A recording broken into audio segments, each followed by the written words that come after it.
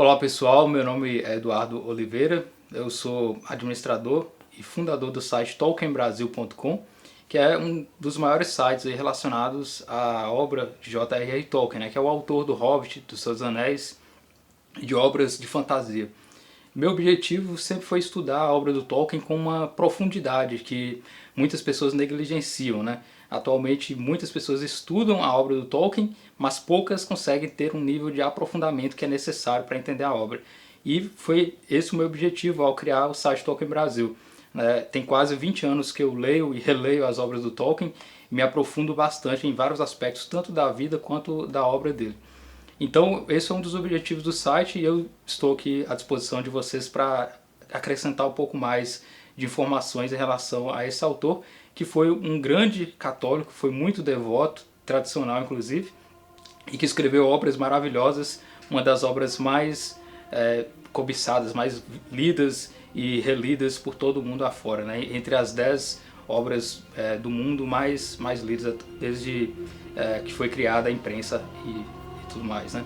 Então eu espero que vocês gostem desse vídeo e possam proporcionar para vocês aí um conhecimento e um acréscimo sobre esse grande escritor que é o J.R.R. Tolkien.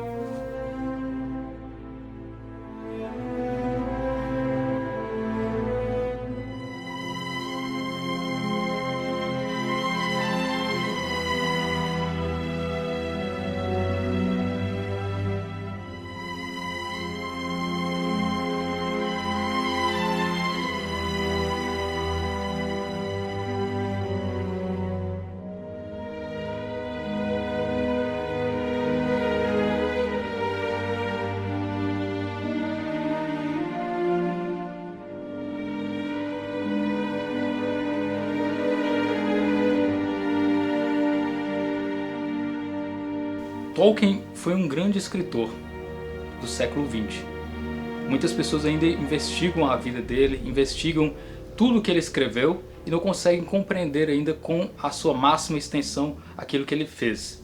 Basicamente, o Tolkien passou a vida dele toda escrevendo sobre mitologia, sobre histórias dos contos de fadas e tudo mais. Foram quase 60 anos escrevendo sobre suas histórias e basicamente poucas pessoas conseguiram realmente a profundidade de conhecimento que ele quis passar através das suas obras.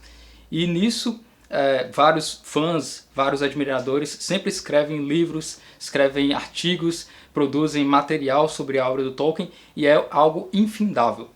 O Tolkien é considerado atualmente um dos escritores mais bem-sucedidos na história da humanidade. Ele está sempre na lista dos 10 mais vendidos das obras, sempre é relido, tem uma adaptação, né, do Senhor dos Anéis, que é considerada a mais premiada da história em termos de fantasia, junto com Titanic e com Ben-Hur, né, tendo 11 Oscars.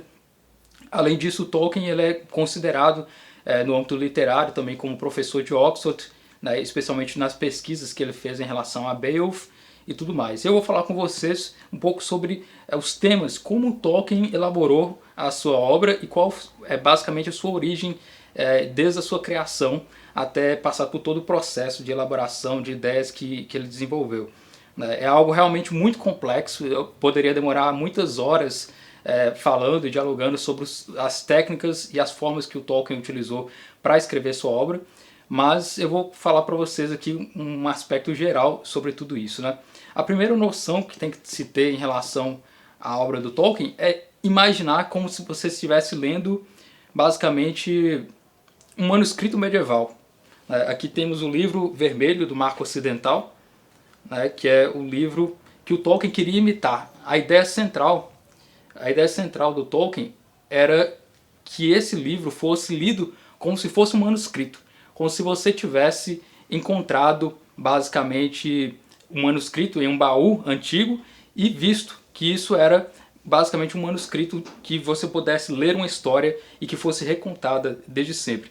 É como se fosse encontrar basicamente os manuscritos, por exemplo, da Ilíada, da Odisseia, e você não tivesse noção nenhuma dessas histórias e finalmente você conseguisse ler e entender essas histórias que foram encontradas. Essa é a noção inicial que o Tolkien tinha em relação ao Senhor dos Anéis, que eram manuscritos encontrados há muito tempo perdidos, né, e agora que você finalmente tem a noção dessas fantasias das histórias que ele criou. Então, para entender isso, para entender esse aspecto da obra do Tolkien, é necessário entender todo o processo de criação dele, né? E inicialmente eu fiz uma divisão, basicamente, em 3 aspectos, como se fosse o trivium, né, da educação clássica.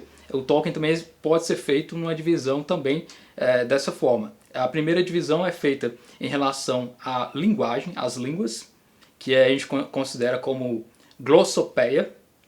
A segunda, mitopeia, que é a criação dos mitos. E a terceira, epopeia. Então são os 3 níveis, as 3 características que o Tolkien utiliza na sua obra para criar tudo aquilo que ele fez em termos de literatura. E esses 3 níveis, ou 3 elementos, são variáveis conforme o espaço e o tempo. E ainda eu vou falar mais sobre isso, tempo e espaço, na obra do Tolkien. Então os 3 elementos podem ser também colocados de certa forma assim: língua, história ou mito, e transmissão ou tradição. São esses 3 focos aí que nós vamos colocar. O primeiro deles é a glossopeia, a criação de línguas artificiais. O Tolkien, desde que ele era criança, ele teve contato com várias línguas, né? Ele estudava com sua mãe, a mãe dele, Mabel Tolkien, ensinava as várias línguas, por exemplo, o alemão, latim, francês, e ele aprendeu com ela muito em relação a línguas, né? E o Tolkien, ele, tendo aprendido com ela, ele passou a ter um gosto especial por estudar as línguas, e isso foi frequente em toda a sua vida. Não foi à toa que ele se tornou um professor de Oxford, especializado aí em filologia e anglo-saxão. Além disso, desde a sua infância, o Tolkien criava línguas próprias, né? Como forma de entretenimento, ele gostava de criar suas próprias línguas, e com isso ele aprendia mais e ampliava mais basicamente tudo aquilo que ele queria criar em termos de fantasia também estava relacionado às próprias línguas. Então, dentro dessa criação de línguas é que começou a surgir as primeiras ideias em relação a criar também ideias e criar o seu próprio mundo, criar suas próprias histórias. Porém, a própria mãe do Tolkien não gostava muito que ele criava suas próprias línguas e tudo mais. Ela queria que ele basicamente estudasse, tivesse foco no estudo e não criasse línguas. Tanto é que as primeiras línguas que ele criou, ele tinha 7 anos e a mãe dele vetou essas criações. Até que o Tolkien tivesse um pouco mais de idade, ele começou a criar outras línguas também com os 10 anos. E sempre foi algo criativo da parte dele, de criar suas próprias línguas aí. Só que aí, com o passar do tempo, ele teve suas próprias ideias em relação às línguas. Toda língua tem, de certa forma, sua origem, seu vínculo histórico, seu vínculo também mitológico, seu vínculo em relação às histórias e à epopeia.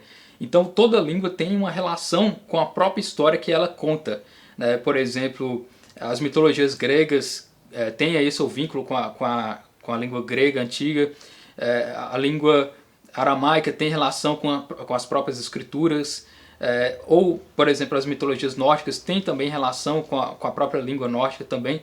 Da mesma forma, em relação à própria ideia de criar coisas, de criar mitologia, o Tolkien também tinha essa noção de que as línguas estavam realmente vinculadas à mitologia, que para criar qualquer coisa seria necessário primeiro passar pelo processo criativo das línguas para depois passar a criar suas próprias histórias. Então é nesse segundo ponto que nós entramos, no ponto da mitopeia, que é o ato de criar mitos. Antes de Tolkien existiram outros escritores que planejavam escrever mitologia própria também, porém eles não fizeram da forma como Tolkien fez, eles não criaram algo concreto que fosse algo semelhante à própria realidade. Então nisso Tolkien se tornou inovador. Ele queria criar uma própria mitologia que tivesse as mesmas características de uma mitologia considerada e aceita, como a mitologia grega, mitologia nórdica, etc. E disso, a própria mitologia ela surgiu da ideia do gosto pessoal dele por contos de fadas, né? Além do fato da mãe dele ter ensinado línguas quando ele era criança, ele também teve aí um afeto por contos de fadas, por histórias que a mãe dele contava também e que passava para ele. Então a mãe dele foi o centro e o início de todas as histórias, né? Quando se perguntava para o Tolkien qual a origem de tudo, ele dizia que foi na infância onde ele passou a gostar de ler histórias de fantasia, de contos de fadas e também a criar suas próprias línguas. O terceiro elemento, também vinculado a isso, é a epopeia. A ideia da epopeia é basicamente criar um ciclo com várias poesias, com vários poemas, que narrasse histórias de grandes feitos, de heróis, que estivessem vinculados a uma determinada mitologia. E aí ele cria essas próprias epopeias durante a juventude dele, né, em formas de poema e texto que ele colocava, né? Da admiração dele das mitologias é que começou a surgir essas histórias, né? Por volta de mais ou menos de 1910, quando ele estava estudando, já iniciando os estudos na Universidade de Oxford, ele teve contato com as mitologias gregas e se sentiu maravilhado com a ideia de Homero, com a ideia do Kalevala e tudo mais, e queria que aquilo ali existisse também dentro das histórias da cultura inglesa. Mas, infelizmente, para Tolkien, ele não tinha essa própria mitologia. Assim como o Brasil também não tem uma mitologia própria, porque nós vivemos um país em que ele é dividido em várias etnias e cada etnia tem seus próprios laços culturais, suas próprias origens. Da mesma forma, a Inglaterra também. É um país onde vários povos acabaram entrando naquele país através das invasões, né? Primeiramente havia ali os celtas, depois os romanos, depois os anglos, depois os jutos, depois os saxões, depois os normandos, e tudo isso fez com que a cultura e a história cultural daquele país fosse misturado e não tivesse origens mitológicas, tal como ocorre, por exemplo, com a Grécia, né, que tem uma mitologia já sólida e consolidada com o tempo. E o Tolkien sentia que isso deveria existir também na Inglaterra, e ele sentia essa falta, essa necessidade de que poderia haver uma mitologia que explicasse especialmente os termos linguísticos. A língua inglesa ela não tem uma história propriamente vinculada a ela, e o Tolkien queria que a língua inglesa tivesse também sua própria história contada, que isso se explicasse basicamente, etimologicamente, dentro de suas histórias. Quando a gente estuda, por exemplo, as histórias dos mitos, né, da Guarani, Tupi-Guarani e tudo mais, sempre estão vinculados às próprias línguas que existem daqueles povos também, né? Sempre há o deus Tupã e uma explicação, por exemplo, etimológica para aquela palavra e o que ela significa. Ou, por exemplo, na Grécia, né, com Eros, por exemplo, né, que significa amor, e na verdade também tem um vínculo mitológico em relação ao deus Eros. Da mesma forma, em inglês não existe esse vínculo mitológico com a língua, e o Tolkien sentia essa necessidade. Então, dessa ideia, a primeira ideia que o Tolkien teve foi estudar o Kalevala. Estudando o Kalevala, ele começou a elaborar suas primeiras histórias, tentando aí remoldar aquela história, e ele fez o que é conhecido hoje como a História de Kullervo, por volta ali de 1910, 1911, e ele começou a escrever essa história e a moldar e contar ao seu modo o que aconteceu com o personagem Kullervo da mitologia do Kalevala. E dentro dessa noção, dessa história toda, ele começou, portanto, a pensar por que não criar minhas próprias histórias também, com um vínculo linguístico e também com um vínculo que estivesse relacionado a uma própria mitologia e vinculado a uma epopeia. E aí foi começando todo o processo de ideias que ele teve em relação a criar mitologias, né? Além disso, na juventude dele, ele tinha um gosto especial pelas epopeias, né? A epopeia sempre ela é clamada em público ou em voz alta e feita de uma forma que seja em tom heróico e tudo mais. E ele tinha vários amigos na Universidade de Oxford, onde ele relatava e escrevia suas próprias poesias, seus próprios poemas, assim como os antigos faziam também. Então todo o laço cultural que o Tolkien tem é em relação às próprias ideias medievais, as ideias da Idade Antiga, onde ele misturou tudo isso para criar suas próprias histórias também. Então, dessa admiração linguística e dessa admiração mitológica é que começou a surgir tudo em termos das primeiras ideias para se criar o que ele chamava de legendário. Legendário, na época da Idade Média, era considerado um conjunto de lendas e histórias dos anjos e dos santos da igreja, né? E ele colocou esse nome também para o legendário dele, seria conjunto de histórias relacionadas ao próprio mundo dele. E ele começou a ter essas primeiras ideias, a investigar a própria cultura inglesa, a investigar tudo aquilo que estava vinculado às mitologias setentrionais, né, no caso da região da Europa, e começou a misturar isso para criar suas próprias histórias. Além disso, existe também toda a noção do espaço e do tempo. Como assim noção do espaço e tempo? A primeira noção do espaço é em relação aos locais e paisagens que o Tolkien visitou. Ele visitava por toda a Inglaterra, visitava a Europa e ficava maravilhado com as belezas locais e ficava também admirado com tudo aquilo que havia sido criado propriamente por Deus, né? E ele, sentindo maravilhado, ele queria que aquilo ali fosse parte de alguma história, né? Porque todas as histórias mitológicas, todas as histórias de contos e fadas também, de certa forma, estão vinculadas a um local determinado, um local de origem. Né? Da mesma forma, as histórias em relação às jornadas, elas são sempre relacionadas a um tempo e a um espaço. Sempre é uma jornada onde o herói sai de um local e vai até outro local. E as histórias sempre estão relacionadas, portanto, a um determinado local e a uma história que está vinculada a esse local. Durante a juventude do Tolkien, ele visitou um local chamado Lauterbrunnen, na Suíça, em 1911, e esse local influenciou muito Tolkien, especialmente nas histórias do Hobbit, né, onde é um local muito bonito, parecido com a cidade de Valfenda, né, com toda a característica de Valfenda, onde ele adquiriu as informações nessa cidade, Lauterbrunnen, onde ele trouxe ali todas as ideias de beleza, de sutileza daquela região da Suíça. Ele incorporou e colocou isso na própria história do Hobbit, né? Uma das ilustrações, inclusive, feitas por ele mesmo e publicada no Hobbit, foi com inspiração nessa região da Suíça. Outra viagem também que ele fez foi basicamente para as praias da Cornualha, ou também chamada em inglês Cornwall, onde ele teve contato, né, junto com o padre Vincent Reed, que era muito amigo dele, chamou para fazer uma viagem até essas praias da Cornualha, e lá ele teve um contato com as próprias lendas locais, que eram vinculadas às lendas arturianas, né? A região da Cornualha é sempre misturada com essas ideias aí do rei Arthur, essas ideias de Avalon, de uma ilha inexistente, de uma ilha que some conforme as brumas, né, e tudo mais. Então, nessa região, conversando com o padre Vincent Reed, ele teve contato com essas histórias de viagens marítimas, de viagens por uma ilha desconhecida, e com isso ele ficou com essa ideia na cabeça, né? Junto com as próprias ideias da própria mitologia e das línguas, ele misturou tudo isso e falou: agora eu preciso criar algo que seja vinculado à própria cultura inglesa, que seja vinculado a alguma mitologia ancestral e vinculado a algumas línguas, né, que ele iria criar propriamente. Com essas ideias em mente, ele gostava muito de estudar as línguas inglesas antigas, especialmente o anglo-saxão, e estudar ali as epopeias antigas, né, o Beowulf, estudar a história, por exemplo, do Volsunga Saga, né, as histórias do Anel do Nibelungo, estudar tudo isso como uma forma de entretenimento. É importante dizer que tudo isso para Tolkien, de mitologia, de línguas e tudo mais, era uma forma de entretenimento pessoal, né? Não tinha nada em relação à própria crença dele, né? Até porque o Tolkien era um católico muito devoto, ele foi criado basicamente por um padre, né?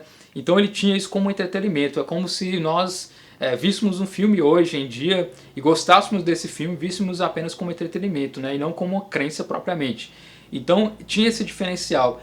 E estudando também o anglo-saxão, os vários textos, ele acabou encontrando uma frase especificamente, né, uma sentença, onde chamou muito a atenção dele, especialmente em termos linguísticos, históricos, mitológicos, que é basicamente um trecho de uma oração escrita por Christ em Cynewulf, no caso. Cynewulf, que era um poeta anglo-saxão medieval do século 6 e 7 mais ou menos, onde ele fez uma tradução do anglo-saxão para o anglo-saxão de um texto basicamente em latim, que foi criado, na verdade, pelo Papa Gregório Magno, né? O Papa Gregório Magno criou as antífonas do O, que eram basicamente uma série de orações feitas aos dias que antecedem a vinda de Cristo, né? no Natal. E dentro dessas orações ele encontrou essa, que é basicamente, ela é cantada, e eu vou cantar aqui para vocês um pouco como é essa oração que o Tolkien se sentiu muito tocado, tanto linguisticamente quanto esteticamente.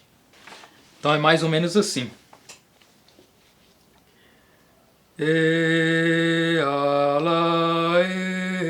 Arendel englabe ostast Ofer midangert Monung sendet Eala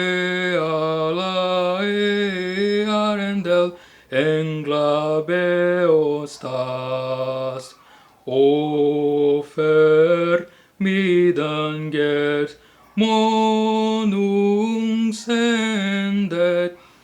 Então, das palavras de Cynewulf, ou Cynewulf, é que originou todo o legendário do Tolkien. Dessa admiração da beleza que ele encontrou nessas palavras em anglo-saxão, é que ele começou a criar suas primeiras histórias em 1913. Por que ele se sentiu tão tocado por essas palavras? Justamente por causa da beleza sonora e também pelos vários significados. A polissemia, no caso das palavras Earendel e Midgard, que seria basicamente Middle-earth ou Terra-média. Como assim Earendel? Earendel tem vários significados, você pode colocar em basicamente 9 significados. Né? Existe o significado mitológico, existe o significado religioso, propriamente cristão, e existe ainda o significado em termos de astros. A palavra Earendel, então, ela tem uma série de significados, e é um som que o Tolkien gostava de escutar, né? Earendel, Earendel. E esses vários significados trazem muitas informações. O significado mitológico, em anglo-saxão antigo, né, remete à ideia de um deus da mitologia pagã, nórdica, que era relacionado à própria ideia de que Thor teria amaldiçoado ele e colocado ele como uma constelação nas estrelas. Então ele seria chamado de Arvendil. Existe também a história germânica, né, de Orendel, que é basicamente um viajante durante a Idade Média, um viajante alemão que viajava pelo mar, encontrava com ilhas e descobria maravilhas e tudo mais, né? Um eco aí das próprias ideias de Ulisses e da Odisseia e tudo mais. Além disso, outro significado religioso, né? As pessoas, como viam que se tratava de uma oração, colocavam também que teria o seu significado religioso essa palavra. Poderia significar o próprio Jesus Cristo, porque a ideia toda da oração é a ideia de que seria a estrela da manhã, né? A própria oração mesmo diz, né, que uma tradução ao português seria mais ou menos: salve Earendel, o mais brilhante dos anjos, sobre a Terra-média mandado aos homens. Nessa oração colocada se interpretava que poderia ser Jesus Cristo como estrela da manhã, que iluminava toda a humanidade. Poderia ser colocado também como João Batista, como predecessor, que ilumina a manhã para a vinda de Cristo. Ou até mesmo como Maria, que seria também uma forma de predecessora ou geradora de Jesus Cristo também. Então essa é uma interpretação religiosa em relação à palavra Earendel. Existe também a interpretação em relação aos astros, né? A palavra Earendel significa em vários textos também uma estrela dentro da constelação de Orion, né? Por isso Earendel ou Oriendel.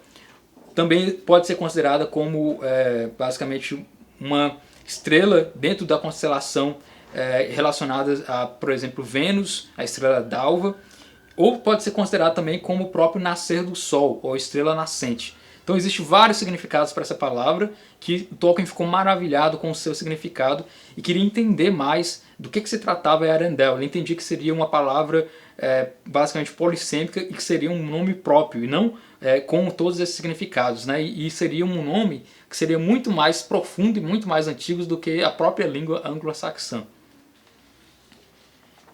E como eu já mencionei, essa oração que eu cantei, ela é baseada numa tradução. Ela é uma tradução do anglo-saxão, do verso em latim, da antífona do O de Gregório Magno, que essa antífona também é muito utilizada durante o dia 21 de dezembro, especialmente nas orações aí em rito tridentino também, né? Então a oração feita em latim é mais ou menos assim. Agora eu vou cantar de novo também.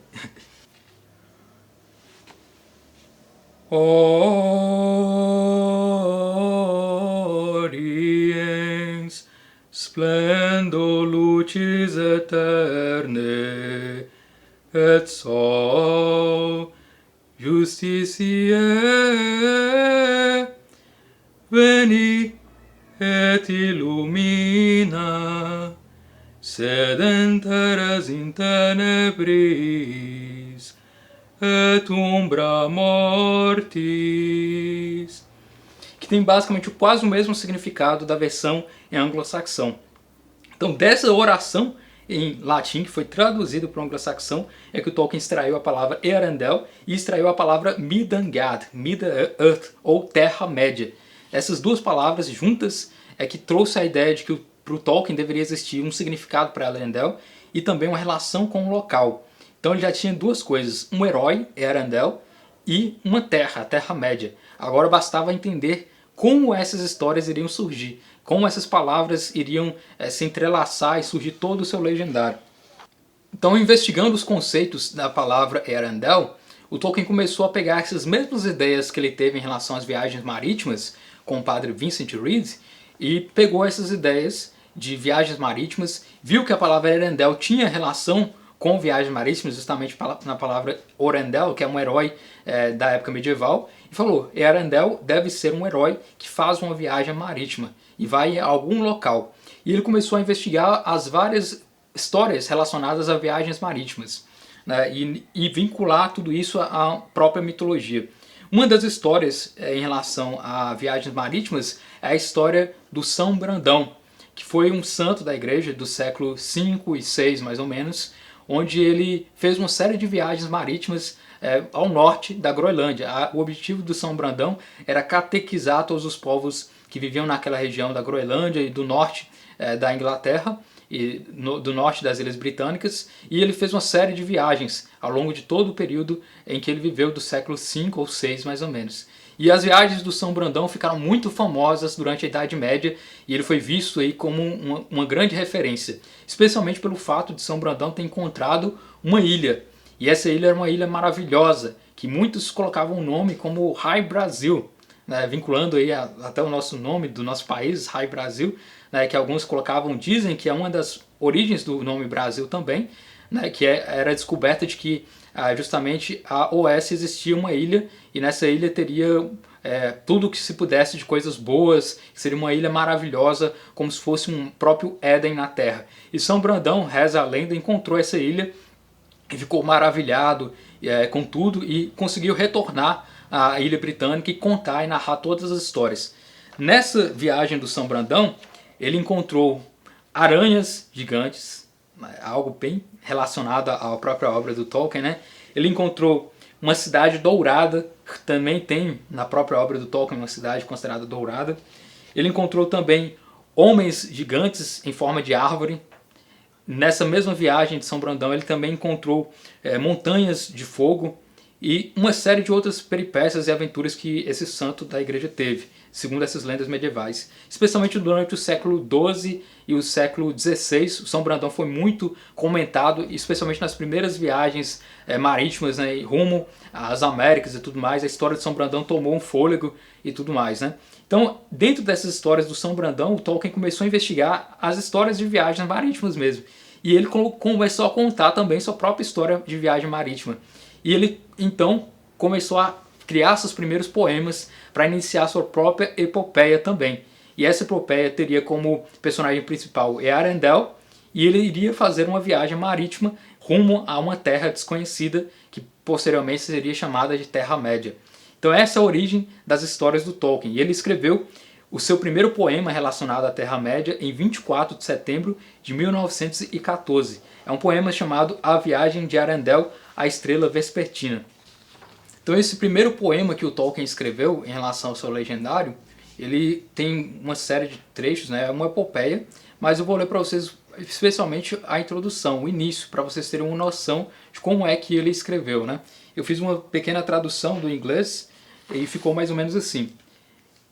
Earendel surgiu onde a sombra fluiu, no oceano as silenciosas beiradas, do alvor sombroso como um raio luminoso, onde as margens são escuras e escarpadas. Lançou sua barca como prateada faísca da última e solitária terra. No iluminado alento do dia ígneo morto, partiu da ocidental terra. Iniciou sua jornada durante a outonada do sol nascente e viajando por rastros, além de muitos astros, em seu galeão reluzente, na maré cheia da escuridão passeia o navio celeste e na noite reluz com suas velas de luz, como uma estrela passeando ao oeste. Então o que o Tolkien sabia era só que existia Earendel, que era um herói que tinha viagem marítima e que ele viaja ao oeste. E a partir disso ele começou a construir suas histórias. É algo bem detalhado, né? Aos poucos ele vai descobrindo os conceitos da própria palavra e disso ele vai extraindo toda a história do personagem. Como ele mesmo diz, todas as histórias que ele cria, ele sempre vê primeiro as palavras. Ele cria a etimologia da palavra, ele cria tudo relacionado à o significado da palavra para depois criar propriamente a história em relação àquela palavra. E nisso, em todos os personagens, o Frodo, Gandalf, ele sempre tinha as palavras em mente e depois os seus significados e as próprias histórias eram geradas a partir da palavra. Nisso, formando na própria ideia do Trivium que eu já mencionei, né? Primeiro a gramática, primeiro a língua, entender os aspectos conceituais, depois entender todo o procedimento, toda a lógica, toda a dialética, toda a história envolvendo aquelas palavras e por fim transformar isso em epopeia, em poesia, em texto escrito propriamente, né? Então esse é um processo literário de criatividade que o Tolkien teve. Mas com o passar do tempo, o Tolkien ainda foi escrevendo mais poesias. E ele sempre, quando ele criava a poesia, ele ia se deixando levar pela própria criação. A próxima poesia depois dessa, de 1914, ele criou o Clamor do Menestrel. Nessa poesia, basicamente, ele era como se ele pedisse a um menestrel medieval que narrasse histórias antigas que tivessem relação com as viagens de Arendelle. Ele mesmo dizia que ele não sabia ainda do que se tratava essas histórias e ficava intrigado com a beleza da palavra Arendelle, mas não sabia o significado, o que aquilo poderia significar. Qual sua origem, qual é basicamente a história que iria determinar com aquele personagem, né? Porém, aconteceu um fato inusitado, a Primeira Guerra Mundial. Ele, já como estudante de Oxford, ele teve que servir a guerra, né? Ele se tornou soldado, se tornou tenente da Primeira Guerra Mundial, e com isso ele teve que abandonar todo o seu processo criativo. Ele teve que deixar de lado todas as histórias que ele estava criando, a epopeia, e servir no exército. Ele se tornou tenente, e lá ele teve uma luta, né? Na verdade a Batalha de Somme, que foi a batalha mais potente da Primeira Guerra Mundial, onde morreu mais de 1 milhão de soldados naquela batalha. Inclusive Adolf Hitler estava do outro lado da batalha, enquanto o Tolkien estava de um lado, né? E eles tiveram essa batalha onde alguns amigos do Tolkien infelizmente faleceram. E o Tolkien, ele teve a doença, a febre das trincheiras, e com isso ele acabou retornando para casa, onde ele viu que ali, já na cama ainda, doente, ele poderia continuar suas histórias. Os seus amigos, que eram membros aí do TCBS, que era um grupo que ele participava, e também que compilavam poesias e epopeias, que haviam falecido, falavam: se cada um de nós não retornar para casa após a guerra, que pelo menos o Tolkien, que retornou para casa, termine aquilo que nós não conseguimos fazer, as histórias que nós não conseguimos criar, que o Tolkien crie. E o Tolkien realmente cumpriu isso, ele passou a escrever suas primeiras histórias, agora já em prosa, por volta ali de 1916, 1917. Que aí surgiu as primeiras histórias que a gente conhece como os livros dos contos perdidos, The Books of Lost Tales, onde ele conta aí as histórias da queda de Gondolin, e toda a origem de seu legendário em prosa começou a surgir basicamente nessa época, em 1916, 1917. Então todo o desenvolvimento do Tolkien foi nesse sentido, de estar vinculado às línguas, estar vinculado às ideias mitológicas que ele teve, e está vinculado também à própria ideia de criar epopeias. E todo esse procedimento o Tolkien foi fazendo e criando suas próprias histórias, mas era algo realmente privado, era algo em relação ao gosto pessoal dele. E, na verdade, ele não tinha pretensão de publicar nada do que ele escrevia, nem mesmo as línguas ele gostava de mostrar para as pessoas. Era algo que ele fazia reservado, basicamente em seu momento ele de lazer, nas madrugadas e tudo mais, e onde ele criava suas próprias línguas. E aí sim ele começou a criar as primeiras línguas élficas. A cultura dos elfos na Inglaterra, ela sempre foi muito disseminada, especialmente nas épocas mais antigas. Só que os elfos, na visão do Tolkien, não eram elfos como a gente conhece, como por exemplo criaturas pequenas que estão relacionadas à magia, como por exemplo aparece em Harry Potter, ou outras histórias de fantasia, ou histórias mesmo dos contos do Papai Noel e tudo. Para o Tolkien, os elfos eram um povo que viveu naquela região da Bretanha, basicamente, que tinham consideradas histórias que estavam relacionadas, por exemplo, com a ilha de Avalon. A própria Morgana é considerada Morgana Le Fay, Morgana a fada, ou considerada como Morgana a elfa também. Além disso, existia toda uma história das fadas e dos elfos em relação a Shakespeare também, onde ele coloca aí os elfos como sendo do tamanho humano e com a beleza extrema, com a beleza encantadora. Os escritos também do escritor católico e poeta católico Francis Thompson também evocam essas histórias de elfos também. Então o Tolkien criando suas próprias línguas, ele dizia, né, que essas histórias deveriam estar vinculadas a um povo, estar vinculadas à cultura inglesa, e que é um povo que foi há muito tempo esquecido na história da Inglaterra, né, e que, portanto, ele estaria perdido e que seria novamente reencontrado através dos manuscritos das histórias. Então, com o passar do tempo, ele foi desenvolvendo essas histórias dentro do âmbito privado e guardava as histórias para si e mostrava para alguns amigos, alguns poucos amigos. Por exemplo, o C.S. Lewis, que foi o autor de Crônicas de Nárnia, né, e de várias histórias, um cristão anglicano, né, disseminador de vários livros, como por exemplo o Cristianismo Puro e Simples, vários outros, né, como por exemplo também Surpreendido pela Alegria, enfim. O C.S. Lewis foi um propagador do cristianismo e tudo mais, e ele era ateu e foi convertido graças ao empenho, né, e da conversa que o Tolkien teve com ele. O C.S. Lewis foi um dos primeiros que conseguiu ler os manuscritos das histórias antigas do Tolkien, e ele ficou maravilhado com os detalhes, com o nível de detalhe que o Tolkien colocava nessas histórias, e falou com ele que ele poderia muito bem publicar, mas o Tolkien tinha essa questão de detalhismo, né? Ele nunca queria publicar as histórias porque ele queria fazer um detalhe extremo, colocar as histórias com o máximo de detalhe e com o máximo de características que fossem vinculadas à própria realidade. Com o passar do tempo ele teve filhos, né? O Tolkien teve 4 filhos mais ou menos, e ele queria criar histórias para esses filhos também, histórias no nível que ele lia, dos contos de fadas. Então na infância dessas crianças, o Tolkien desenvolveu várias histórias, como por exemplo o Roverandom, as cartas do Papai Noel, né? O Tolkien simulava escrever cartas todo final do Natal, escrevia as cartas para os filhos, e os filhos achavam na caixa do correio as cartas e liam como se fosse o próprio Papai Noel mesmo que tivesse enviado aquelas cartas, né, simulando. E as próprias crianças acreditavam que era realmente o Papai Noel que entregava aquela carta. Outra vez ele entregava o próprio carteiro, né, e falava com o carteiro, ó, finja que você recebeu do Polo Norte e entregue nas mãos do meu filho Christoph Tolkien, falando que é direto do Polo Norte. Isso trazia uma sensação de realidade para as crianças, né?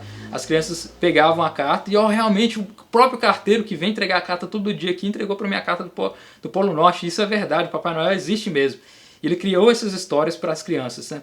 E dentro dessa criatividade toda, ele escreveu vários livros, todos no âmbito familiar, que foram publicados posteriormente, né?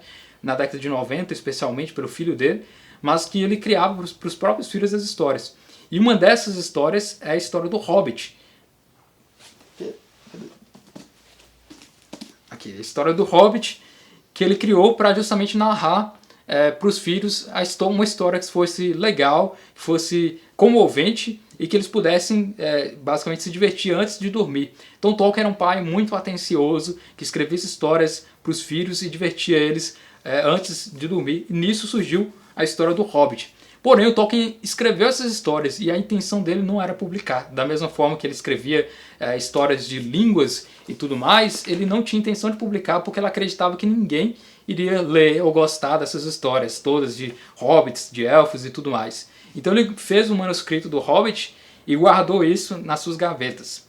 E ele dando aula para vários alunos, né, ele foi professor de Oxford e orientava vários alunos. E uma dessas alunas, né, que é Ellen Griffith, conversou com ele sobre isso, achou interessante essas histórias infantis e pediu para ele os manuscritos, basicamente, do Hobbit e que ela pudesse ler, né, também. E ela basicamente morava num convento, junto com uma Madre Superiora, a Madre Superiora Santa Teresa Gales, e lá ela também forneceu para essa Madre Superiora e ela leu também o texto do Hobbit. E ela falou, oh, que interessante essas histórias de hobbits, por que o autor não publica, né?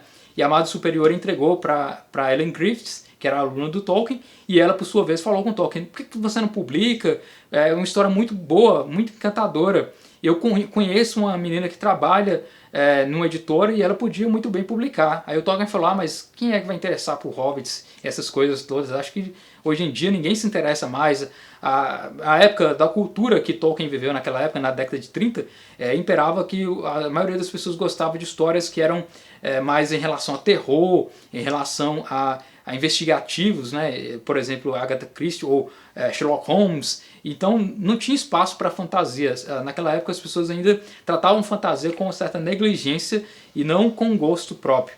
Então ele decidiu falar, leva para a editora, se eles gostarem, publique-se, né?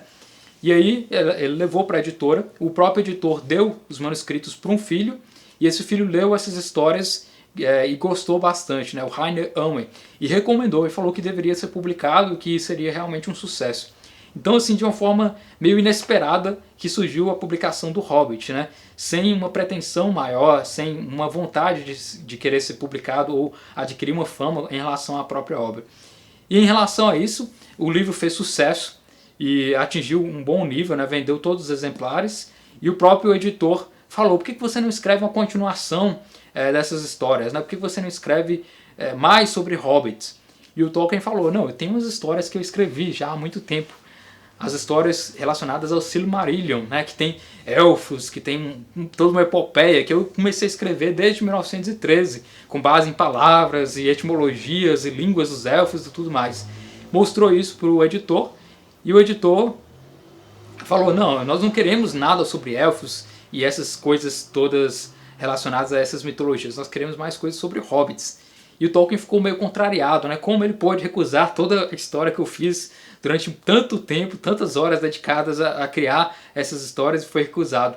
Então Tolkien começou então a criar novas histórias em relação aos hobbits.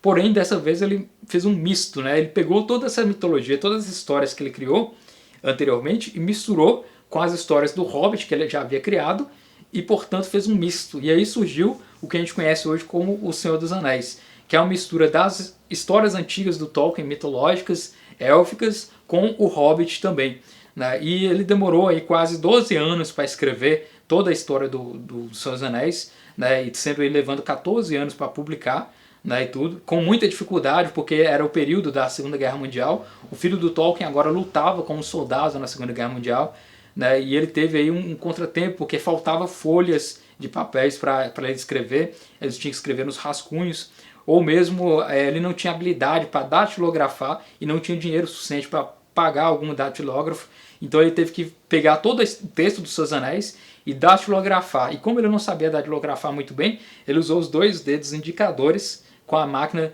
de datilografia no sótão onde ele estava morando naquela época, e datilografou todo o Seus Anéis com 2 dedos, mais de 600 mil palavras, né? Imagina os Seus Anéis dessa grossura, todo datilografado 2 vezes, e entregou para o editor finalmente. Falou: você pediu mais histórias de Hobbit? Demorou pouco, né? 12 anos, mas está aqui. Entregou para o editor o livro dos Seus Anéis.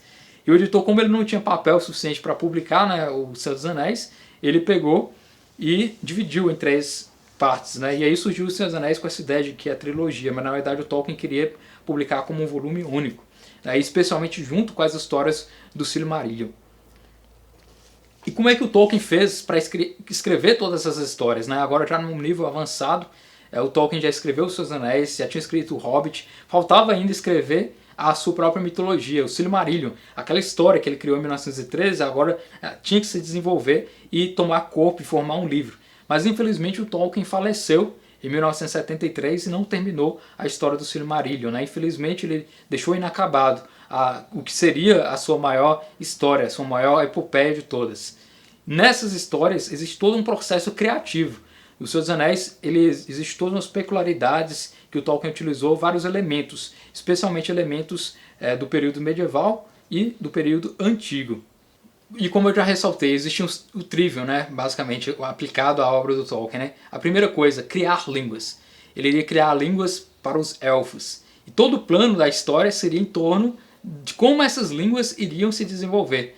Qual a origem das línguas dos elfos? Teria toda a etimologia, como no latim em relação ao português, toda aquela árvore genealógica indo-europeia, nos elfos também teria toda essa árvore etimológica e genealógica e basicamente das línguas, né? Então teria o elfo antigo, né, o elfo comum, o elfo se subdividiria, né, em elfo em relação ao Quenya, elfo em relação ao Sindari, em relação ao Sindari da Terra-média, em relação ao Quenya da Terra-média. Então seria vários tipos de línguas élficas. E toda a história do Silmarillion é basicamente a história de como essas línguas se desenvolveram e como elas se relacionam em uma história contada, narrada, assim como aconteceu nas próprias mitologias também.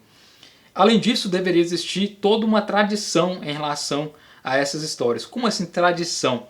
Deveria ser passada a história de geração em geração até chegar ao momento atual.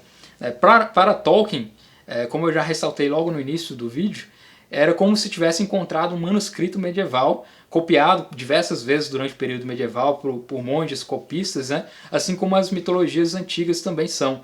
Se você olhar os manuscritos mais antigos e remotos das histórias do Volsunga, das histórias do Nibelungo, das histórias de Homero, são todos manuscritos medievais que giram ali em torno do ano 1000, mais ou menos, né? Que foram copiados por monges, especialmente os monges beneditinos, né? Que tinham esse cuidado de preservar as histórias, os textos antigos. Então, para o Tolkien, era como se ele encontrasse também essas histórias em manuscritos medievais. E como se ele tivesse encontrado em uma língua antiga, tivesse traduzido para a língua inglesa moderna esses manuscritos. Então é por isso que quando você pega O Senhor dos Anéis, quando você vai ao Senhor dos Anéis, logo no início, tem esses escritos aqui que as pessoas acham que é só para enfeite próprio. Na verdade, tem todo um significado que o Tolkien coloca. E aqui são as runas dos anões e aqui o alfabeto em relação aos elfos. E tem todo um significado. Significa o livro do Marco Ocidental, traduzido por J.R.R. Tolkien. Então é como se ele dissesse assim: esse é um livro, um manuscrito medieval que você encontrou e que eu traduzi de uma língua muito antiga para a língua inglesa moderna. Então todas essas histórias estão vinculadas a um povo muito antigo que perdeu suas origens e que estão relacionadas aos ingleses. E nisso Tolkien vinculou toda uma ideia em relação aos arquétipos. Aí toda a história do Tolkien é relacionada ao nível arquetipal. Por exemplo, ele coloca a história, por exemplo, de um rei que se perdeu e que depois ele retorna ao seu próprio reino. Isso está em todas as grandes mitologias e também dentro da esfera do cristianismo. Para o Tolkien, o cristianismo era considerado a verdade. Então ele era a fonte de toda a verdade, enquanto os mitos eram aquilo que ecoava a própria verdade. Então existia toda essa história de um rei que deveria retornar. Há essa figura também com Jesus Cristo, né? Onde ele vem pela primeira vinda e também há de retornar na segunda vinda. Da mesma forma, nos arquétipos mitológicos e lendários, por exemplo, no Rei Arthur. O Rei Arthur ele surge como um bom rei, e algo que os próprios ingleses falam nas suas lendas, e que há a lenda de que ele vai retornar. A história também de Dom Sebastião, né, em Portugal, que ele sumiu, né, inesperadamente, e que ninguém sabe onde ele está, que ele era um bom rei e que ele há de retornar também.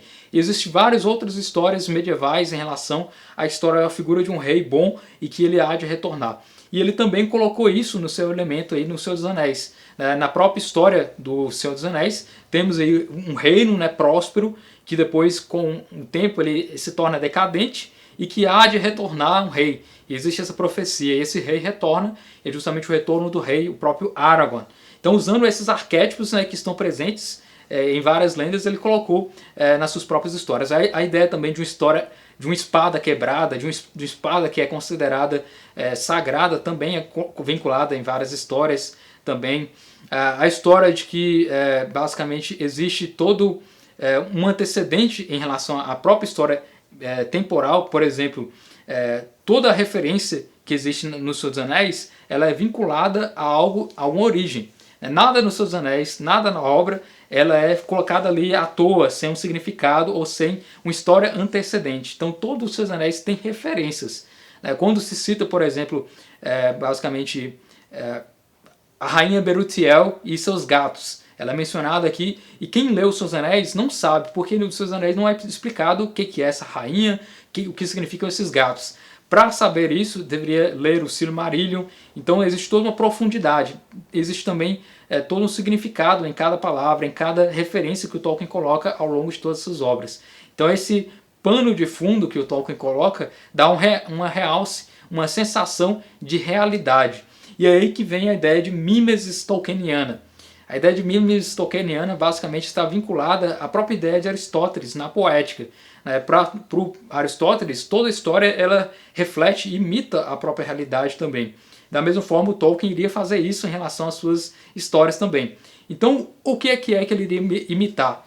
Basicamente, as línguas já existentes. Então, ele criou todas as suas línguas com base nas línguas existentes. Ela teria uma história vinculada, teria uma origem genealógica também, toda uma etimologia e uma evolução histórica.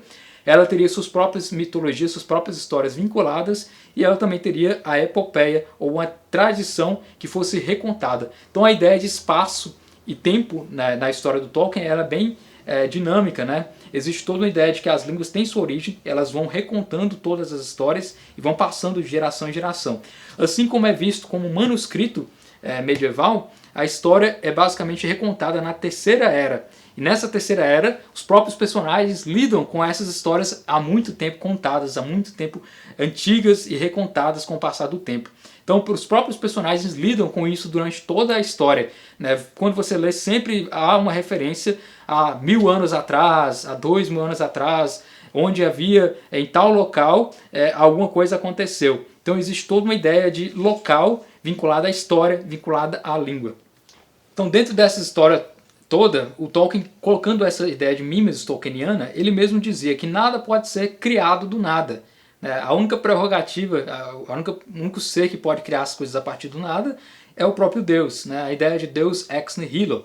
Então ele coloca até uma carta bem interessante, né? Uma carta para L.M. Cutts, de 26 de outubro de 1958, onde ele diz: nenhum de nós pode realmente inventar ou criar a partir do nada, a partir do vazio.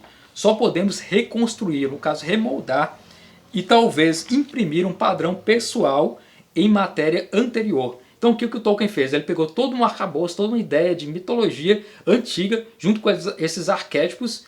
Por exemplo, outro arquétipo utilizado também é a ideia de navegação, que eu já mencionei, né? Várias lendas contam a história de personagens que viajam e vão e tem um embate, uma viagem marítima. Tolkien colocou os arquétipos dessas mitologias antecedentes junto com a impressão pessoal que ele teve em relação a elas e colocou ali nas suas histórias. Nisso tudo, em todas essas histórias linguísticas e basicamente mitológicas e tudo, ele imprimiu o seu padrão pessoal. E seu padrão pessoal era justamente sua própria fé católica. Então é aí que entra todo o cristianismo e todo o catolicismo na história do Tolkien.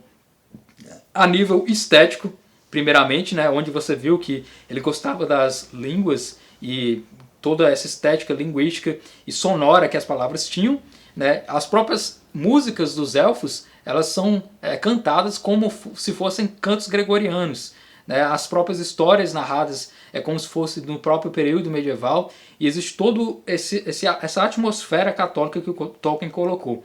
E ele colocou todo esse nível medieval, antigo, na história para dar essa essência, basicamente, que ele imprimia pessoalmente. Toda essa ideia pessoal católica, né? Então toda essa ideia também de tradição em relação a uma história que é contada, passada de tempo em tempo, também é utilizada, né? Na própria escritura mesmo, né? Era inicialmente uma tradição oral que foi passada de geração em geração, que se tornou as próprias escrituras sagradas do Antigo Testamento. Da mesma forma, o Novo Testamento se tornou realidade depois de uma tradição entre os apóstolos que, por sua vez, escreveram as histórias ali no início dos primeiros séculos. Da mesma forma, também o Tolkien iria utilizar esse mesmo parâmetro para as histórias. Então, as histórias dos Senhor dos Anéis, do Silmarillion, elas são primeiramente orais, né? O que se conta é que os humanos númenóreanos tiveram contato com uns elfos antigos que, por sua vez, narraram para eles histórias antigas da criação do mundo, que, por sua vez, esses humanos númenóreanos narravam para os seus descendentes, que foram narrando conforme o tempo foi passando ao longo de todo o tempo. Então, como se fosse uma mitologia grega antiga, né? Alguns gregos tinham essas histórias antigas que narravam oralmente e que, por sua vez, foram narrando de geração em geração até chegar ao termo escrito propriamente, né? A história escrita ela é empobrecida porque ela não tem a mesma dinâmica dos mitos narrados, né? Que se moldam e modificam conforme o tempo. E a história do Tolkien, dos Seus Anéis, do Silmarillion, justamente é uma história escrita, narrada e parada naquele tempo, há muito tempo antigo e agora recém-descoberto. Então, como eu mencionei, os parâmetros é a mimesis, a própria realidade colocada na história, né? E ele coloca não só a ideia central de criar a história também, mas também coloca, por exemplo, a própria noção de realidade naquele mundo. O mundo do Tolkien tem que ser realista, tem que ser basicamente semelhante à nossa própria realidade. Os Seus Anéis, por exemplo, ele é narrado conforme o tempo, né? Por exemplo, quando se narra um dia, na história do Tolkien, ele vai olhar sempre o clima daquele dia, vai olhar a estação que está naquele momento, né? Olhar em qual momento a lua se concentra, se está moldada, né? Está colocada, está naquele momento determinado, e ele analisa tudo isso. quantos quilômetros tal personagem andou de tal lugar a tal lugar, quantos dias demora para se caminhar de tal lugar até tal lugar. Então, na verdade, ele construiu toda uma jornada com seus mapas baseada na realidade. E é possível ler os Seus Anéis como se fosse um diário. Existe toda uma divisão que é feita para os estudiosos e tudo, em datas que dá para se ler todos os Seus Anéis cronologicamente. Daí o próprio Tolkien colocava que suas histórias recontam o mesmo clima de 1942. A mesma lua que o Frodo via no Senhor dos Anéis era a mesma lua que ele estava ali narrando naquele mesmo dia exatamente. Então, quando ele narrava 25 de dezembro na história de Seus Anéis, ele estava basicamente olhando a temperatura, olhando o céu de 1942 em 25 de dezembro e escrevendo.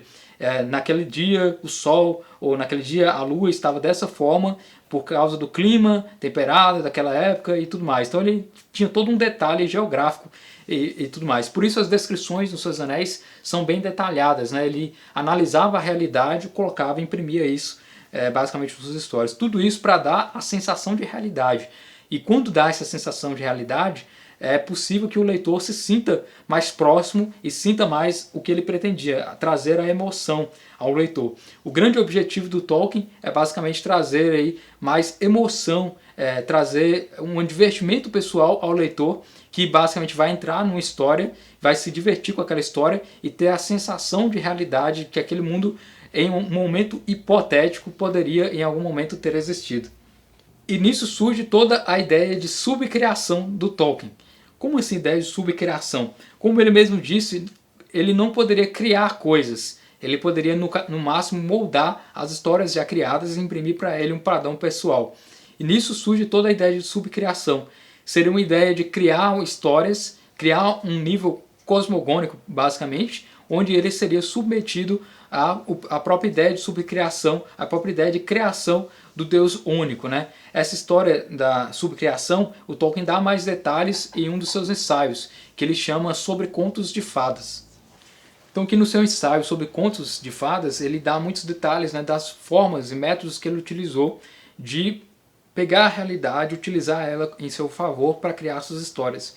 E aqui num trecho bem interessante, ele meio que defende a ideia de fantasia como algo que é racional. Na própria época que ele vivia, as pessoas consideravam fantasia como algo, um devaneio, né? O próprio Freud mesmo considerava como se fosse uma espécie de alucinação, e o Tolkien dizia que não, a fantasia, a criação de histórias, os contos de fadas tinham algo de racional, porque era necessário para você entender um mundo de fantasia ter também a racionalidade. Você não consegue, por exemplo, compreender que um cavalo diferente de um unicórnio justamente através da razão. Né? Você sabe o que é um cavalo, você sabe o que é um unicórnio. Você sabe que as asas não pertencem ao unicórnio, ao cavalo propriamente, mas aquilo que é uma ideia imaginária. Então existe primeiramente a ideia de existir uma razão, existir as suas próprias ideias e a lógica para depois criar a ideia de fantasia. Se você não tiver senso da realidade, é impossível ter também senso da própria fantasia. E aqui nesse ensaio ele diz o seguinte: a fantasia é uma atividade humana natural. Certamente ela não destrói a razão, muito menos insulta, e não abranda o apetite pela verdade científica, nem obscurece a percepção dela. Ao contrário, quanto mais arguta e clara a razão, melhor fantasia produzirá. Se os homens estivessem no estado em que não quisessem conhecer ou não pudessem perceber a verdade, fatos ou evidência, então a fantasia definharia até que eles se curassem. Se chegarem a atingir esse estado, não parece totalmente impossível. A fantasia perecerá e se transformará em ilusão mórbida. Então, para o Tolkien, quem fosse louco e não tivesse noção da realidade, não conseguiria produzir fantasia, porque ele não iria conseguir distinguir o que é basicamente um elfo, que é algo que não é real, com relação a um humano, que é algo que é considerado real. Então existiria toda essa noção lógica primeira, para depois entender a própria fantasia mesmo. E ele diz aqui: é claro que a fantasia pode ser levada ao exagero, pode ser mal feita, pode servir a maus usos, pode até iludir as mentes das quais surgiu. Mas nesse mundo decaído, para que coisa humana isso não é verdade. Os homens não só conceberam elfos, mas imaginaram deuses e os cultuaram, e cultuaram até aqueles mais deformados pelo mal de seu próprio autor. Então ele alerta aqui que a fantasia mal feita, a fantasia mal elaborada pode conduzir a também com coisas ruins, se ela não for bem elaborada com base na realidade e no senso da própria lógica. E chegar até um nível, como o próprio Tolkien diz, a criar deuses, criar culturas que são inexistentes, que não são baseadas na realidade. Mas fizeram deuses falsos a partir de outros materiais. Aí, por exemplo, a ideia de pegar um trovão e considerar aquilo como um deus, ou pegar uma tempestade, ou pegar um elemento e considerar como um deus. Suas opiniões, seus estandartes, seus dinheiros, até suas ciências e suas teorias sociais e econômicas demandaram sacrifício humano. Aí tem a frase em latim, né? Abusus non tollit usum, ou seja, o uso abusivo de alguém em relação à própria fantasia não iria basicamente inibir o próprio uso, não iria abolir toda a fantasia se alguém fizesse algo mal feito. A fantasia continua sendo um direito humano. Fazemos a nossa medida e a nosso modo derivativo, porque somos feitos, e não apenas feitos, mas feitos à imagem e semelhança de um Criador. Então o fato de nós sermos feitos à imagem de um Criador é que nos possibilita fazer uma subcriação, portanto criar histórias, criar o seu próprio mundo imaginário. E aí surge toda a ideia de mundo secundário e mundo primário. O mundo primário é o mundo que o próprio Deus nosso, né, o Deus único, criou. É o mundo, a sensação, a própria realidade. O mundo secundário é o mundo que o artista, que o criador vai elaborar. Nisso ele imita o próprio Deus, ele comete aí o que é chamado de mimesis divina, né? Ele tenta fazer o que Deus fez, só que porém no plano imaginário. E aí é que surge toda a cosmogonia do Tolkien, toda a história do Ainulindale, toda a história da criação mitológica que ele coloca, né? Para criar suas línguas, ele teve que voltar ao passado mitológico para criar os elfos, para criar toda a história e, portanto, criar aí sua própria cosmogonia. E isso é bem interessante no Tolkien, é algo bem complexo, que remonta aí às próprias ideias que ele colocou e imprimiu no Ainulindale em relação a Santo Agostinho, as ideias aí do Timeu, de Platão, e as ideias tomistas também de São Tomás de Aquino, que é algo bem complexo, que demandaria muito tempo para analisar o Ainulindale, né, sobre a ótica do São Tomás de Aquino, né? Existem várias teses de doutorado que analisam o Ainulindale sobre essa ótica, basicamente. Então, uma das fontes do Tolkien, como eu já mencionei, para ele, a própria religião era uma das fontes principais. Muito embora tenha mitologias que ele utilizou como base, ele utilizava os arquétipos, como eu já mencionei, não as histórias propriamente ditas, né? Quando alguém diz, por exemplo, o Tolkien se baseou nas histórias do Anel do Nibelungo, não necessariamente, ele utilizou os arquétipos daquela história que estão presentes em vários elementos. A ideia do anel não é presente só na história do Nibelungo. Tem também, por exemplo, nas histórias que o próprio Platão colocou, tem a história do anel também de Gizes, né? Tem a história de Rei Arthur, também tem a história de um anel que transforma a pessoa e se torna invisível. Existem também outras histórias que têm a relação com o anel. Então ele pegou o arquétipo, a ideia do anel, e colocou nessa história. Da mesma história também da queda de Númenor, que é uma história relacionada basicamente aí, a uma movimentação do mar, a destruição de uma ilha, a algo que tem uma grande catástrofe. Ele também colocou um arquétipo aí, que é a história, por exemplo, de Noé, que está presente em Noé, basicamente o dilúvio, né? E a história também na Grécia, também existe dilúvio, né? Nas histórias da mitologia grega, tem também dilúvio em outras mitologias. Ele pegou essa ideia arquetipal e colocou nessa história. Então, na medida em que várias mitologias contam partes e trechos da verdade, né? Colocando, por exemplo, a verdade é que ocorreu um dilúvio, e ela está narrada na Bíblia. E existe aí outras mitologias que narram esse mesmo fato. As pessoas que viveram naquela época também narraram ao seu modo, porém de forma distorcida, não clara propriamente, alguma verdade. Então essa é a história que o Tolkien coloca. Existe uma verdade, que é basicamente a verdade bíblica, que ele considerava como sendo aquilo que foi fático, e existem as histórias mitológicas que têm elementos daquela própria mitologia, né? Isso foi enxergado até mesmo por São Tomás de Aquino, né, que viu verdades nas histórias e que viu verdades até mesmo na lógica aristotélica e de Santo Agostinho, né? A verdade ela é única e ela não importa se algum pagão mencionou essa verdade. O que importa é que ela é a verdade, né? A questão toda é que existe uma verdade e que outras bocas, outras formas escritas narraram um ponto ou algo verdadeiro nessas mitologias. E é isso que o Tolkien coloca, né? As histórias dele narram elementos da verdade, né? Elementos característicos com arquétipos. E que a única verdade seria propriamente a história aí narrada na própria Bíblia mesmo, do Antigo Testamento e do Novo Testamento. Nesse ensaio sobre contos de fadas, o Tolkien menciona sobre isso, né? Ele diz, logo no final, no epílogo, o seguinte: eu me arriscaria a dizer que, abordando a história cristã, deste ponto de vista, por muito tempo tive a sensação, uma sensação alegre, de que Deus redimiu as corruptas criaturas criadoras, os homens, de maneira adequada a esse aspecto da sua estranha natureza e também a outros. Os evangelhos contêm um conto de fadas, contém no sentido de ter elementos dos contos de fadas, né? Como assim? Ou uma história do tipo maior que engloba toda a essência dos contos de fadas. Então os contos de fadas têm suas características de narrativa, os evangelhos também têm sua característica de narrativa. Contém muitas maravilhas, são os elementos que os contos de fadas têm e que os evangelhos têm também. Ele faz esse comparativo, né, entre os contos de fadas e os evangelhos. Essas maravilhas são peculiarmente artísticas, né, belas e emocionantes, místicas no seu significado perfeito e encerrado em si mesmo. Então os próprios evangelhos têm histórias que são consideradas maravilhosas, que são consideradas perfeitas em si propriamente, e que os contos de fadas imitam, de certa forma, esses textos, né? Por isso ele coloca que os evangelhos contêm elementos dos contos de fadas, contêm elementos dessa forma de se narrar histórias. Além disso, ele diz, né, que entre as maravilhas está a maior e a mais completa eucatástrofe concebível. Eucatástrofe no sentido de haver a grande esperança narrativa, né, de que um momento em que está em desespero e que aquilo volta e se torna algo bom.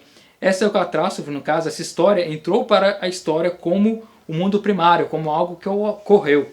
Então, para o Tolkien, os evangelhos são algo que ocorreu no mundo primário, como algo que aconteceu realmente.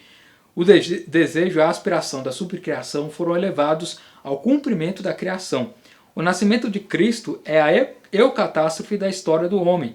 A ressurreição é a eucatástrofe da história da encarnação. Eucatástrofe é o momento em que, diante de toda a perdição humana, veio Jesus Cristo e salvou a humanidade, né? No momento de grande desespero, ele veio e fez aí o que é chamado de eucatástrofe, né? O momento da salvação. O nascimento de Cristo, portanto, é o catástrofe do homem, a ressurreição é o catástrofe da história da encarnação, e essa história começa e termina em alegria. Tem preeminentemente a consciência interna da realidade. Nunca se contou uma história que os homens mais quisessem descobrir que é verdadeira. E não há nenhuma outra que tantos homens céticos tenham aceito como verdadeira por seus próprios méritos, pois a arte dela tem o tom supremamente convincente da arte primária, isto é, da criação. Rejeitá-la leva à tristeza ou à ira. Então, para o Tolkien, os evangelhos eram a própria criação colocada dentro do fato, né, dentro da própria realidade, narrada pelo próprio Criador, a forma perfeita de se contar histórias. Então, tendo os evangelhos em mente, ele contou essas histórias tentando aí trazer esse momento de realidade, essa sensação de realidade. Então os evangelhos foram aí uma base para o Tolkien criar suas próprias histórias. Então você deve se perguntar, né, e onde é que está o catolicismo em toda a obra do Tolkien, né? O que é católico na obra do Tolkien? Isso demandaria muito debate, muitas horas, muitas interpretações, porque basicamente o catolicismo na obra do Tolkien ele é considerado implícito, ele não é explícito, no sentido de que ele está dentro da forma como foi colocada toda a história. A forma do Tolkien de narrar as histórias, ele é uma história em estilo bíblico, basicamente. Nas traduções atuais é meio difícil de conseguir ter essa sensação bíblica, mas em inglês, quem lê os Seus Anéis, quem lê o Silmarillion, é como se estivesse lendo a própria Bíblia, com o mesmo linguajar, com o mesmo estilo de se narrar que a Bíblia possui, né? Com todas aquelas formas antigas, aquele palavreado todo antigo, né? O tu, vós e tudo mais, é colocado nas histórias dos Seus Anéis. Né? Aqui na narrativa em português, foi modernizado na língua, né? E portanto a gente não tem essa sensação. Mas, por exemplo, Harold Bloom, que foi um grande especialista em literatura, que analisava os clássicos e tudo, ele leu os Seus Anéis e ele disse que foi como se estivesse lendo basicamente a Bíblia da tradução do rei King James, né? E ele lia como se estivesse lendo a própria Bíblia mesmo. Então essa é a sensação, é uma sensação bíblica da história, de uma história narrada durante muitos anos, que foi recontada e foi repassada ao longo de várias gerações e tudo mais. Além disso, toda a comparação que é feita em relação à obra, ela pode ser analisada sobre diferentes aspectos, né? Existem várias formas de se interpretar a obra do Tolkien, uma delas é a interpretação teológica. E nisso exige basicamente do leitor um grande exercício basicamente de ideias em relação à própria teologia. Analisar, por exemplo, as virtudes que foram colocadas, as virtudes teologais, analisar basicamente todo o aspecto ético também colocado dentro dessa história, analisar também toda a estética, como eu já mencionei, né? As características dos personagens, a forma como é narrada toda a história, tudo isso é de essência propriamente católica, né? E colocado dentro da sua história, dentro do seu própria característica medieval. O Tolkien, como um medievalista, ele colocou todas as características que ele encontrava dos manuscritos medievais, que eram por sua vez escritos, né, pelos monges medievais, basicamente. Qual o grande objetivo do Tolkien, então, com todas as histórias? Primeiramente, era algo que ele se entretia pessoalmente em criar línguas, em criar suas próprias histórias mitológicas e tudo, e com o propósito de divertir aqueles que fossem ler essas histórias. Né? E aí, basicamente, existe um núcleo de histórias. Né? Se você buscar ler a obra superficialmente, você vai entender a obra como algo brevemente como um entretenimento, como se estivesse assistindo um filme. Agora, se você buscar entender a obra de uma forma mais aprofundada, você vai buscar os elementos mitológicos, arquétipos que ele utilizou nessa obra, e temos aí, portanto, como se fosse basicamente um núcleo, um globo, né, onde há um núcleo. Primeiramente, o globo na parte introdutória, superficialmente, onde você vai apenas se divertir com a obra. Mais ainda, na segunda camada, você vai ver os elementos mitológicos, arquétipos que o Tolkien utilizou, aí os elementos das mitologias nórdicas, setentonais, do Kalevala e tudo. E ainda mais adiante, ainda mais central, no núcleo central, o cristianismo. Você vai poder fazer análises em relação à Bíblia, né, que muitas pessoas que são protestantes fazem correlação das histórias do Tolkien em relação à própria Bíblia. E ainda no núcleo mais central ainda das histórias, a análise em relação ao catolicismo. Então, dentro de todas as histórias, dentro de todas as fontes utilizadas pela história do Tolkien está o catolicismo. E aí tem toda a noção de estética, de conteúdo que o Tolkien imprimiu e colocou nas suas histórias. Exigiria uma análise muito bem elaborada para demonstrar e extrair todo o catolicismo que existe na obra do Tolkien, mas basicamente tendo essa noção aí através da estética, das próprias fontes que o Tolkien utilizou, como nós vimos aí, né, na história do Arendelle ou também nas histórias do São Brandão, como fonte originária de todas as suas histórias, aí do seu legendário, da sua história. É possível ler, por exemplo, quais são os propósitos que o Tolkien teve em relação ao seu legendário e suas histórias. Ele diz lá no prefácio, né? Quis fazer isso para minha própria satisfação e tinha alguma esperança de que outras pessoas ficassem interessadas nesse trabalho, especialmente por ser ele fruto de uma inspiração primordialmente linguística e por ter sido iniciado a fim de fornecer o pano de fundo histórico necessário para as línguas élficas. Então toda a origem era criar línguas para os elfos, criar histórias para essas línguas e que essas histórias tivessem toda uma tradição mitológica e que chegassem, remontassem à nossa própria época mesmo. Né? Além disso, Tolkien diz, né, que quanto a qualquer significado ou mensagem na intenção do autor, esses não existem. A ideia do Tolkien é que ele não queria produzir mensagens com a sua história. Embora muitas pessoas possam interpretar as obras do Tolkien com mensagens, até mesmo cristãs, e utilizar tudo isso em termos aí de alegoria, ele dizia que as histórias eram feitas apenas para entretenimento pessoal e entretenimento do leitor.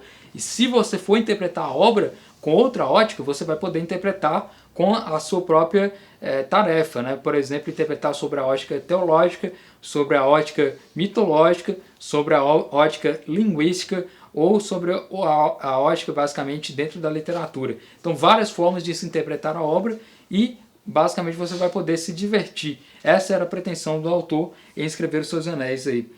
A história ela tinha esse motivo de entretenimento inicialmente, mas pode ser portas aí para outros tipos de literaturas, né? Através da leitura dos Seus Anéis, e se você fosse aprofundar na compreensão da leitura, você vai ter que estudar muito em relação às próprias mitologias antigas, estudar a própria Bíblia mesmo para fazer seus comparativos e estudar um pouco da doutrina católica para entender toda a atmosfera que foi colocada e imprimida nessas histórias, né? Entender um pouco do período medieval e de todas as características que foram utilizadas aqui na história. Então é algo realmente muito complexo.